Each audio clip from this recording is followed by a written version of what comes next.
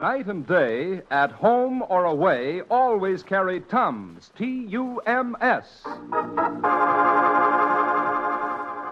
Tums, famous quick relief for acid indigestion, presents A Date with Judy.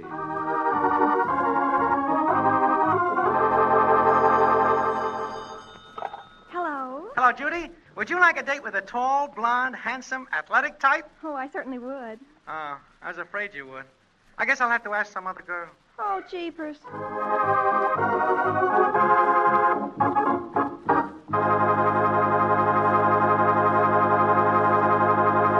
That's Judy, folks. Judy Foster, the cutest date in town. Your date with her each Tuesday at this same time is arranged by the makers of Tums, famous quick relief for acid indigestion. Well, we find Judy having breakfast with her parents and her 12-year-old brother, Randolph. Mother speaks. Randolph, you have the strangest look on your face. What are you thinking about? He's thinking about his career. His career, Judy? Yes, he's a newspaper man. Oh, that. Excuse me, please. Randolph, where are you going? Upstairs to write an important and vital editorial. Then I'm going over to Curly Whiteman's. The Tri-Boy Tri-Monthly Tribune comes out this afternoon. Are you still only the society editor, dear? Oh, no, I've been promoted to the obituaries. Well, that's quite an advancement. Yeah, but it doesn't give me much to do. Nobody's died lately but one of Mrs. Schlutzhammer's goldfishes. Randolph, aren't you ever going to be made editor-in-chief? Well, frankly, I don't stand a chance as long as Curly Whiteman owns the mimeograph machine. Well, so long. Hey, wait a minute, Randolph. I'll go with you. Excuse me, please. I have to go upstairs and get ready to go downtown. Well, Melvin, what are you going to do today? Play golf? Not me. I'm a busy man. But it's Saturday, dear. Well, I have a right to be busy on a Saturday, I guess. Dora, I haven't said anything about this, kind of keeping it to surprise you with, but, well, it looks pretty certain, and I might as well let you in on it. What's that, dear? Well, you are looking at a man who may be going to Washington in the very near future. Washington? Whatever for? Well, I just happen to be running for president of the Heave-Ho Businessman's Association. Melvin, that's wonderful. I'm so proud of you. No, well, it's one of those silly, tiresome things that everyone gets pushed into now and then. Yeah, the state chairman of Heave-Ho is backing my ticket, and if I'm elected, I'll have to go to Washington for the national convention. Very tiresome. Why, Melvin, I think it's wonderful. It's a great honor. Oh, nonsense. Just another one of those things that no one else wants. You know very well Mr. Schlutzhammer and Mr. Benson would give their eye teeth to have it. Maybe so. And, of course, Tom Whiteman will pass out if he isn't reelected. Oh, Melvin, I just hope you get it away from him. I never did like Mrs. Whiteman. Oh, Melvin, I just know you'll win. Well, good possibility. After all, somebody has to be the goat. My president of the Heave-Ho Businessmen's Association. Well, I certainly married a prominent man. Not bad, not bad. Oh, say, you better not say anything about this to the children. Why? Well, they might mention it to Tom Whiteman's kids, and, well, there's no sense rousing the opposition. I see. And it's pretty well set now, and I'd hate to get some strong competition. That is, well, if the other boys want me. Oh, yes, it would be a shame to disappoint the boys. Yeah, well, I feel pretty confident. I'll get it, Dora. Sit still. It's probably for Judy anyway. Hello? Speaking. Oh, hello, Leonard. Friday night? Oh, no, I'm afraid I can't make it. Well, I'll tell you, but keep this under your hat. You know, we've got an election coming up pretty soon. Stop that singing, Judy. Your father's on the phone. Well, it seems like they've gotten together and decided that I should be president. You mean Father is going to... Yeah, well, it seems to be pretty well set. Of course, I'm sort of a dark horse, but the boys tell me I'm a cinch. Him? Oh, I think nearly everybody feels he's been in there just about long enough. Yes, indeed. So if I'm elected, it means I'll have to go to Washington. Yeah. Well, thanks, Leonard. Okay, be seeing you. Goodbye. Why, Father, I think that's the most thrilling thing I ever heard. Well, Judy, when did you come in the room? In time to hear everything. Oh, Father, I think it's absolutely scintillating. Judy, you shouldn't have been listening to your father's conversation. Well, really, you'd certainly think that when a girl's father is doing something that important, she might be told something about it. Now, Judy, this doesn't concern you in the slightest. For several reasons I don't want it talked about. So if you'll just forget whatever you heard, I'll appreciate it. Well, I certainly don't want to intrude on anybody's private affairs. But isn't it romantic and everything? This is just one of those things that has to be kept quiet until the proper time. All right. Jeepers, think of you going to Washington. Oh, very unique. Only about 12 million people a year do it. All right. Be as mysterious as you like. But, oh, Father, you're so modest. I don't know how you do it. That's just the way I am. I don't like to make a fuss about things. Oh, if I were running for president, I'd just be out of my mind. Well, you're not running for president, and don't you go around bragging about me either. Oh, I won't, Father. I won't breathe a word of it.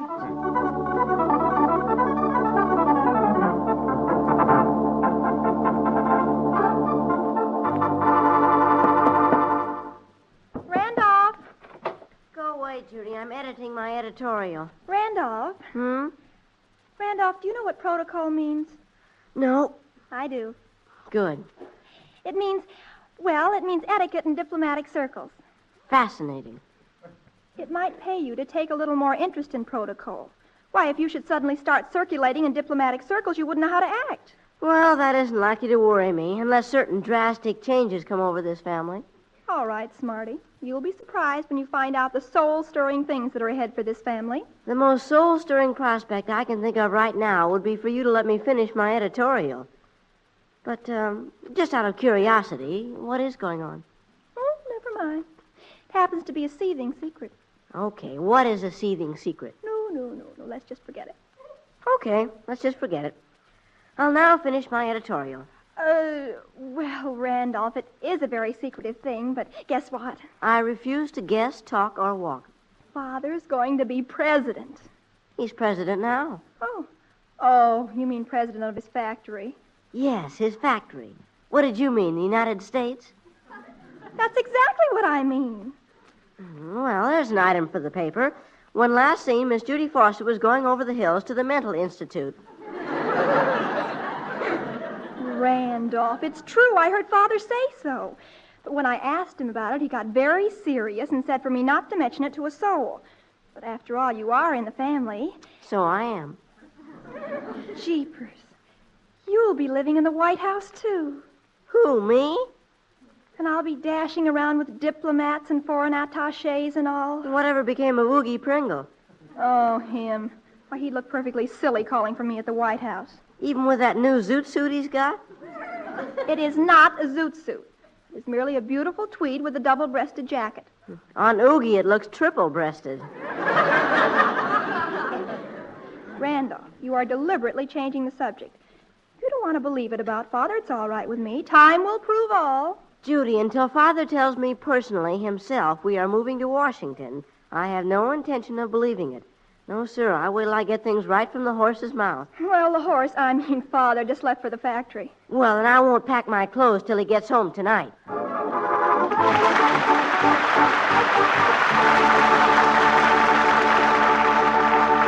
We'll find out in a moment if Randolph has to begin packing. Before we do, I have some advice for you. Don't let acid indigestion spoil another hour's comfort for you during the day or another hour's sleep for you at night. The moment you feel any sting of heartburn or other signs of acid indigestion, just slip 1 or 2 Tums in your mouth. Many people find it wise to take 1 or 2 Tums after each meal. Many also make it a point to take Tums before retiring at night. A sweet stomach is usually a happy stomach. So say millions who, night and day, at home or away, always carry Tums. Ask and be sure you get Tums for the tummy, Tums. There are many imitations of Tums, but no substitute for them. 10 cents a roll at all drugstores. And now back to A Date with Judy. Well, Judy heard part of a phone conversation. She believes Father is going to run for President of the United States, but what Father is really running for is President of the Heave-Ho Businessmen's Association. And just now, we pick up Randolph at Curly Whiteman's house, where the 2 boys are working on today's edition of their little mimeograph newspaper. You know, Randolph, the trouble with the Tri-Boy Tri-Monthly Tribune is it has more name and less news than any paper I ever saw. Well, you just haven't got enough imagination, Curly. Now, if I were editor, I'd dig up news. Yeah? Wait until I own a mimeograph machine. The trouble is, nobody in this town ever does anything. You ought to talk to Judy. She always thinks everybody is doing everything.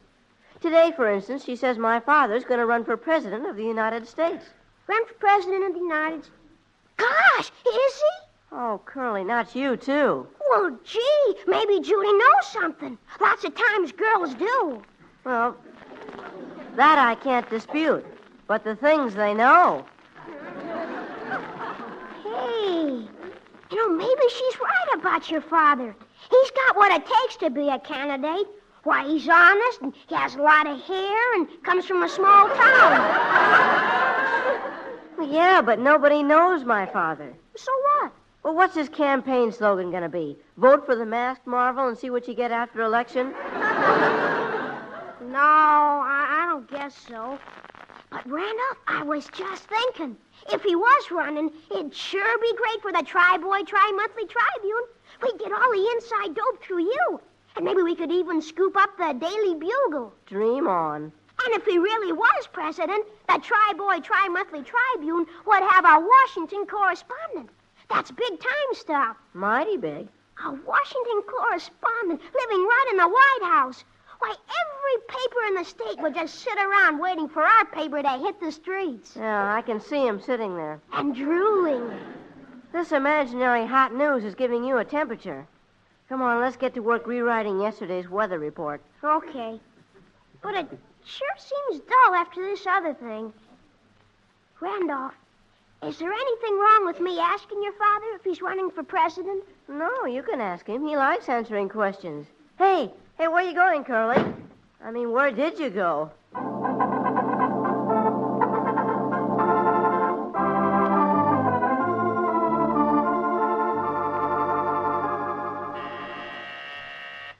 Yes? Mr. Foster, there's a young man out here to see you. He says his name is Curly Whiteman. Curly Whiteman? Oh. Well, send Curly in. Come in. Hello, Mr. Foster. Well, hello, Curly. I'm glad to see you. What brings you out here to my factory? Well, sir, I'm here on business. That's so. Oh, you want a job for the summer? Well, I'd be glad to give you one, but you're pretty young. I don't want a job, sir. The Tri-Boy Tri-Monthly Tribune keeps me pretty busy. As a matter of fact, I came here to interview you. What, interview me? Mm-hmm. Well, that's very flattering. Pull up a chair, sir. Oh, thank you. Yes, you want a little vignette on one of the town's prominent businessmen, perhaps, huh? In a way. Uh-huh. Well, the truth is, I heard in a kind of a roundabout way that you were thinking of running for a pretty important office. Oh, now, how in the world did you hear that? Oh, for the love of heaven, how things get around. Then it's true? Well, yes, it's true. Wow! Yeah, but remember, I'm not trying to push myself, Curly. Wasn't my idea. It was just that the boys thought I could handle it better than anybody else. Say, where'd you hear it? Mr. Foster, as a newspaperman, I gotta protect my sources of information.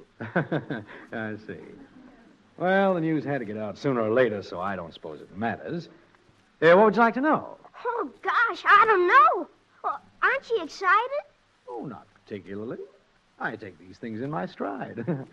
You do? Yes, I just regard it as another little chore that has to be done. Jeepers. I bet not many men would regard it like that. Well, Curly, you'll find that a lot of us are inclined to make a thing look big just because they're doing it. Gosh, this is wonderful stuff. It's really going to make the Tri-Boy Tri-Monthly Tribune. Think so? Well, I'd have let you know about it sooner, but it just came up a few days ago. Is that so? Yeah, they kind of ganged up on me and decided it'd be a good idea for me to go to Washington and show them how to run things. Well, for goodness sake. Of course, it's a nuisance in a way, but I'm glad to do it if I can make everything work better. Oh, yes, sir.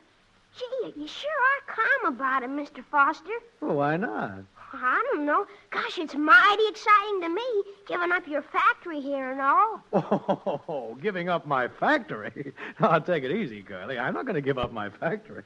You're not? Well, certainly not. You see, I can handle the presidency in, 2 or 3 hours a week. In 2 or 3 hours a week? No kidding? Well, if I can't, I'm not as smart as I think I am. Boy, you must be awful smart, Mr. Foster. Could I quote you on that? Of course. However, remember, I'm not in office yet. But you can say that if I am elected, I can certainly do the job capably in my spare time. Wow. Gee, thanks ever so much, Mr. Foster. You're very welcome. Just 1 minute, please. Huh? You did say you could handle the presidency in 2 or 3 hours a week. That's right, sir. Gee whiz. Gee whiz.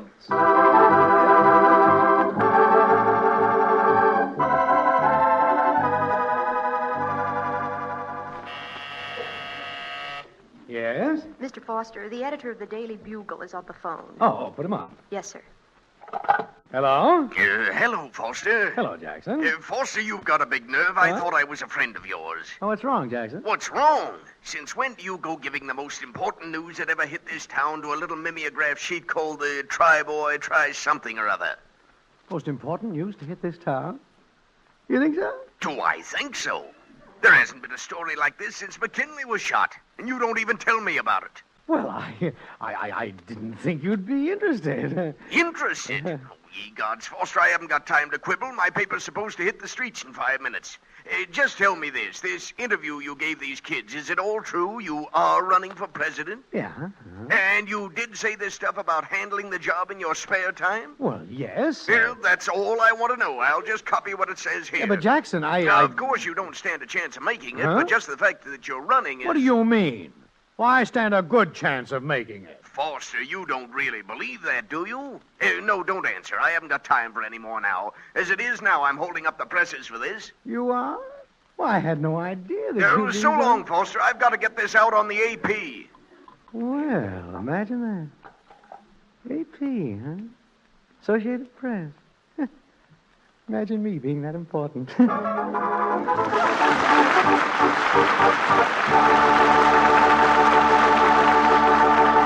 And what's going to happen when Father finds out just why he's so important? But before he does, I want to find out something about you. Do you sometimes eat hurriedly or too much? Are you a heavy smoker? Then acid stomach is probably often your lot. What you want to do is check excess acidity and keep your stomach sweet. A good rule for you to follow is night and day, at home or away, always carry Tums. 1 or 2 Tums at any sign of acid indigestion will quickly neutralize the excess acid and sweeten your stomach. Smokers especially will find Tums useful, for Tums are different from most other antacids. They contain absolutely no soda or other water-soluble alkalis. Therefore, Tums never over-alkalize your stomach or cause an acid rebound or relapse. Any doctor will tell you that's an important difference. Get Tums this very night and see how many ways they come in handy. 10 cents a roll, 3-roll package for $1 at all drugstores. Ask for Tums for the tummy. T-U-M-S. And now back to A Date with Judy. Well, Father is running for president of the Heave-Ho Businessmen's Association. But the people who've been interviewing him are under the impression that he's running for president of the United States. Now we pick up Judy in the Foster living room. Everyone else is out. The phone rings. Hello? Is this the residence of Mr. Melvin Foster? Yes, it is. Universal Press Service is calling Mr. Foster from New York. Oh, well, he isn't home yet. He'll be here a little after 6. Thank you. I will give the message to my party. Well, what do you know? Universal Press. Hello? This is Worldwide News calling Mr. Foster from Chicago. For heaven's sakes. Congressman Gluten calling from Washington. My goodness. Washington correspondent for the International News Service calling. Japers crapers. NEA Syndicate New York News calling. Oh, butterflies.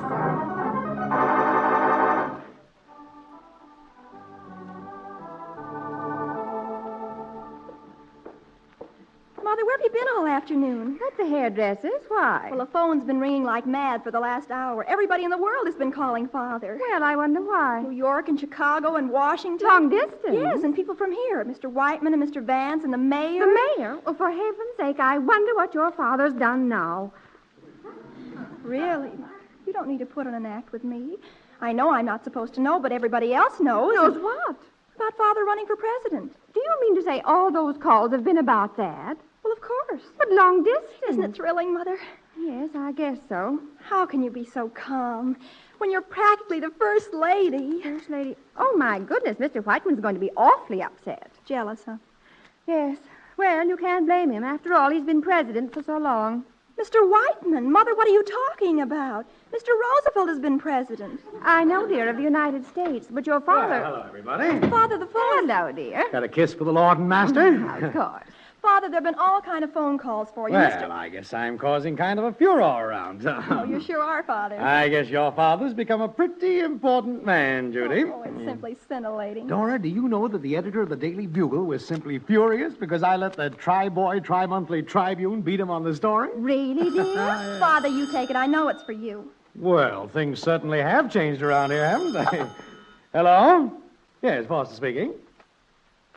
Well, that's quite an honor. Well, thank you very much. Oh, yes, I'll be there.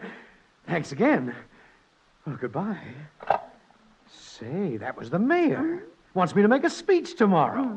Well, what do you know about that? I'll get it, Father. Yeah, thank you, Judy.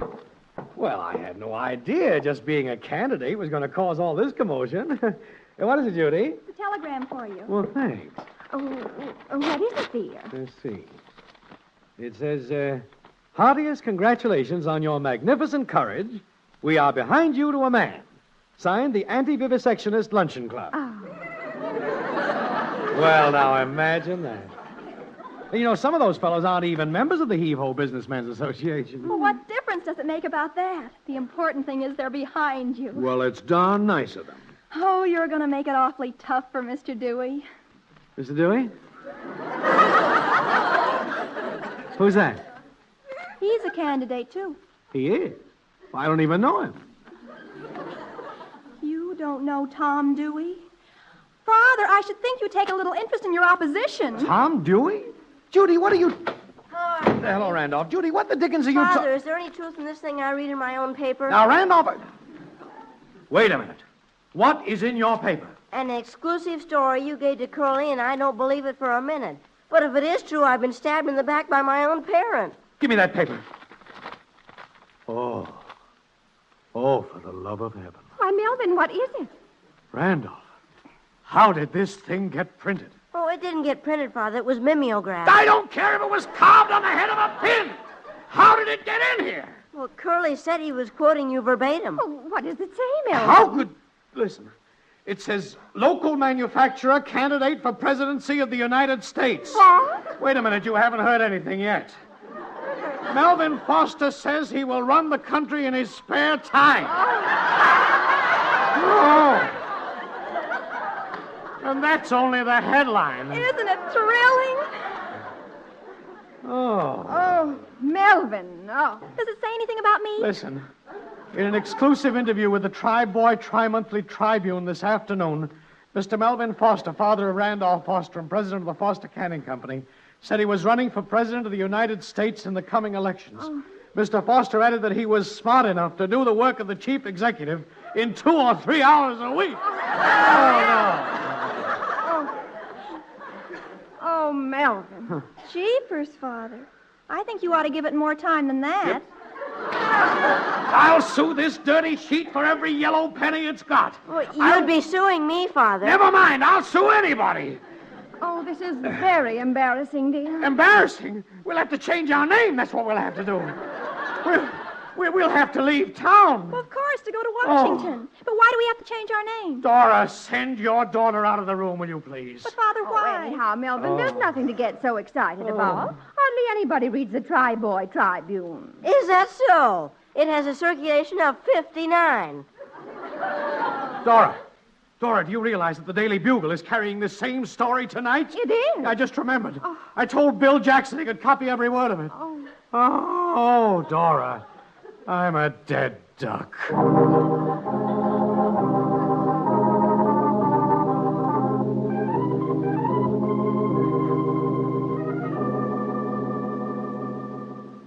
But jeepers, Mother. How was I to know Father was running for president of some old businessmen's organization? Judy, let's not discuss this anymore. I'd be ashamed if I were you, getting your father into a mess like this. But anybody would think it was for President of the United States. Anybody. Nobody but you would assume such a thing. Oh, your poor father. I'm terribly sorry, Mother. But you've got to admit Father would make a wonderful presidential timber. He has wonderful executive ability, that's true. Oh, Judy, the whole thing's ridiculous. Yes, I suppose so. Incidentally, where did Randolph go? Over to Curly's house. They're going to print a retraction. Oh, your poor father. Oh, my poor head. Oh, you look awful, Melvin. Try and forget it, dear. Forget it? After what's happened to me? Do you realize that I now have the honor of being the biggest darn fool in this whole darn town? Well, you probably won't ever be president of the United States, but you still have a chance to be president of Heave Ho. Fine chance. I'll bet everybody in the club is laughing himself sick at me right now. Now, Melvin, just because there's been a slight misunderstanding. Oh, very slight. Oh, I'll get it. Wonder if the Foreign Legion would have me. Hello? Hey, is Melvin Foster there? Oh, who's calling, please? Oh, this is Mr. Whiteman. Just a minute. Father, it's the president of Heave Ho. Oh, for the love of heaven, that's all I need. Here, Father. Hello? Hello, Melvin. I'm sitting over here at the club with some of the boys. Well, you can stop laughing. I can't. It's so funny. What do you mean, Whiteman? Oh, Mel, we were just saying a man of your importance shouldn't be overlooked by Heave-Ho. Will you stop laughing? I can't, Mel. I'm getting tired of being president, and since I'm resigning anyhow... Will you stop laughing? Well, I'll try. Well, the boys want me to tell you you've just been appointed president of Heave-Ho by popular acclamation. I don't care. Done what? Well, they all say you deserve it. You've given us the best laugh of the year, and if you can keep us laughing like this, you'll be reelected time and time again. Well, what do you know? You can regard it as kind of a consolation prize for not getting into the White House. Okay, I accept. And now will you please stop laughing?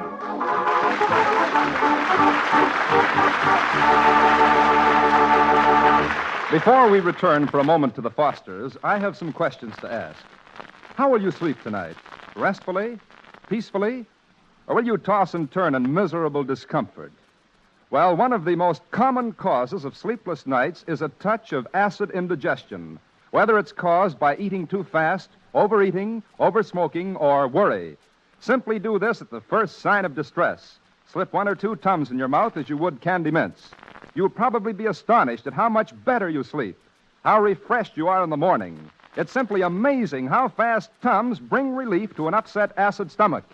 Guaranteed to contain no soda, Tums are convenient and pleasant to take. Nothing to mix or stir. You don't even need water. Do as millions do, night and day, at home or away. Always keep Tums handy. Only 10 cents a roll, 3-roll package for $1 at all drugstores. Ask for Tums for the tummy. T-U-M-S. And now let's return to the Fosters for a moment. Hi, everybody. Oh, hello, Randolph. Well, Curly and I just got an extra out. You did? Yep. That's the 4th time the Tri-Boy Tri-Monthly Tribune has come out this month. Well, I hope Curly printed a firm retraction. He did. Oh, I'll take it. Hello? Yes, this is Foster. Well, I can't help it. Goodbye.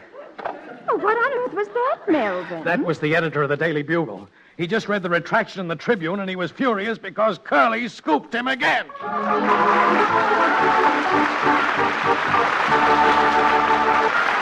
A Date with Judy is written by Aline Leslie and stars Louise Erickson and Dix Davis.